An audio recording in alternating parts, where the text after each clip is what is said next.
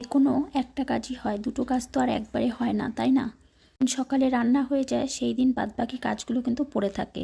যেদিন সব কাজ হয়ে যায় সেদিন আবার রান্নাটা পড়ে থাকে, তাই না? সকাল সকাল রান্নাটা করে নিয়েছি, ছেলে খেয়ে পড়তে গেল। এখন আমি ঘরের কাজকর্ম পুজো সব কমপ্লিট করব। রান্না খাওয়া দাওয়া মানেই তো বাসন, তাই সবার আগে বাসন মেজে রান্নাঘরটা পরিষ্কার করে নিই। বর বাড়িতে নেই, সকালেই বেরিয়ে গেছে। ওই বেশিরভাগ ফুল গাছগুলোতে জল দেয়, তো আজকে যেহেতু বাড়িতে নেই ভাবলাম একটু ফুল গাছগুলোতে জল দিয়ে। আর অনেকগুলোই জামা কাপড় বেরিয়েছে, আজকে জামা কাপড়গুলো কেচে নিব, তো করে ঘর মুছে স্নান করব। আর স্নান করেই যাব পুজো দিতে। এই যে আমি স্নান করে চলে এসেছি, আজকে চুলে একটু শ্যাম্পু করলাম।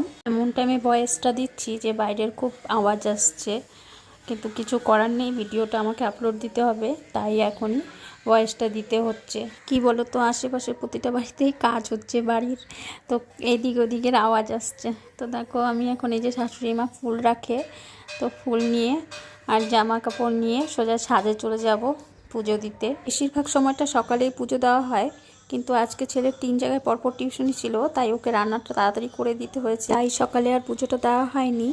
আর দেখো বলেছিলাম না যে পাশের বাড়িতে কাজ হচ্ছে, তাই আওয়াজ। দেখো রৌদ্র ছিল, পুজো দিতে দিতে আমার কিছু জামা কাপড় শুকিয়ে গেছিলো। পুজো দিই, দেখা হবে পরের কোনো ভিডিওতে। সবাই ভালো থেকো, সুস্থ থেকো, আর ভিডিওটা ভালো লাগলে একটা লাইক করে যেও। টাটা সবাইকে, আরেকটা নতুন ভিডিওর সাথে আবার আসছি।